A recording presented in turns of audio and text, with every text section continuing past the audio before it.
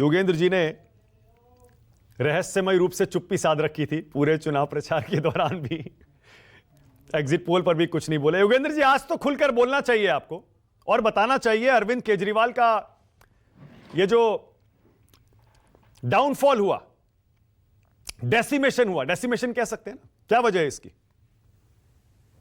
मानक भाई, आपको ध्यान होगा मैंने कहा था चुनाव के दौरान और उन दिनों भी कि देखिए, झूठ मुझसे बोला नहीं जाएगा और सच बोलने का अभी वक्त नहीं है। अब सच बोलने का वक्त है, लेकिन वक्त ये नहीं है इस वक्त कि आप कोई केजरीवाल विरोधी आंदोलन में चले जाओ या कोई अपनी व्यक्तिगत खुन्नस निकालो। इसका वक्त नहीं है। देखिए, ये झटका है, इसमें कोई संदेह नहीं है। झटका सिर्फ आम आदमी पार्टी के लिए नहीं है, उनके लिए बहुत बड़ा झटका है।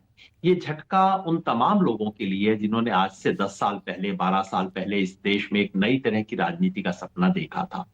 और ये झटका उन तमाम लोगों के लिए भी है जो कि ये सपना शायद न देखते थे, लेकिन जो भारतीय जनता पार्टी को इस देश के संवैधानिक लोकतंत्र के लिए खतरा मानते हैं। क्योंकि हकीकत ये है कि आज की इस जीत से बीजेपी का जो टोटल डोमिनेंस का कैंपेन है वो मजबूत हुआ है। और एक किरकिरी जो मोदी जी की आंख में थी, भले ही वो एक रेत का दाना था लेकिन आंख में था, किरकिरी थी, वो निकली। आम आदमी पार्टी भले ही कहेगी, सही कह सकती है कि देखिए 10 साल राज करने के बाद कौन नहीं हारता। ये भी कह सकते हैं कि फासला सिर्फ 5% का है, 3% का नहीं है, 5-1% का फासला है उनका। क्योंकि उसमें दो और उनके सहयोगी भी शामिल हैं जिनको आपको जोड़ लेना चाहिए। ओके। 5% का फासला है, इतना बड़ा तो फासला नहीं है। और कोई ये सुनामी नहीं है, कोई ये एक तरफा हार नहीं है इत्यादि, ये सब कह सकते हैं। लेकिन सच ये है कि ये बिल्कुल एक तरह से मोरल शैटरिंग डिफीट है, जो एकदम, अगर अरविंद केजरीवाल खुद हार गए, मनीष सिसोदिया हार गए और हर तरह की चीज करने के बाद बाकी पार्टियों पे, आप अपोजिशन पे आरोप लगा सकते हो कि भाई कॉम्प्लेसेंट थे, पूरी कोशिश नहीं की। आम आदमी पार्टी ने तो कोई कोशिश नहीं थी, जो छोड़िए, सही गलत हर तरह की चीज करके देखी।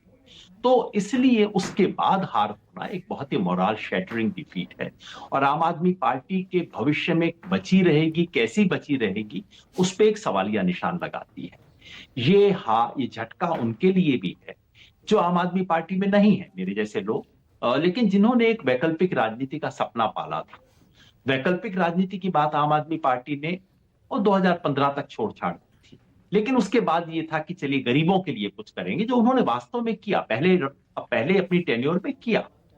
वो बात भी कहीं चली गई और वो सब बिल्कुल स्थापित राजनीति के स्टैंडर्ड जो हथकंडे हुआ करते हैं उस सब पे चला आया। वो राजनीति वहां पहुंच गई और आगे उसका भविष्य दिखाई नहीं देता। ये बहुत बड़ी चुनौती है। लेकिन ये चुनौती इंडिया गठबंधन के लिए भी है, सिर्फ इसलिए नहीं कि कांग्रेस और आम आदमी पार्टी एक साथ नहीं लड़े।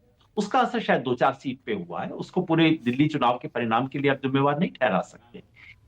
मगर एक चीज इससे साबित हुई है कि बीजेपी का मुकाबला करने की जो एक स्ट्रेटेजी रिकमेंड की जा रही थी, जो आम आदमी पार्टी जिसकी सबसे बड़ी एडवोकेट थी, कि भाई बीजेपी का मुकाबला करने के लिए आपको बीजेपी से भी ज्यादा हिंदू बनने की कोशिश करनी चाहिए, मुसलमानों के हर सवाल पे चुप्पी रहनी चाहिए और गरीबों को अपने साथ करो, तिकड़ में खेलो। और इस तरह बिना बीजेपी की आइडियोलॉजी में रहकर आप बीजेपी को चुनौती दे सकते हैं, ये जो मॉडल एडवोकेट किया जा रहा था, वो मॉडल अपने एग्जॉशन पे पहुंच चुका है, वो खत्म हो चुका है।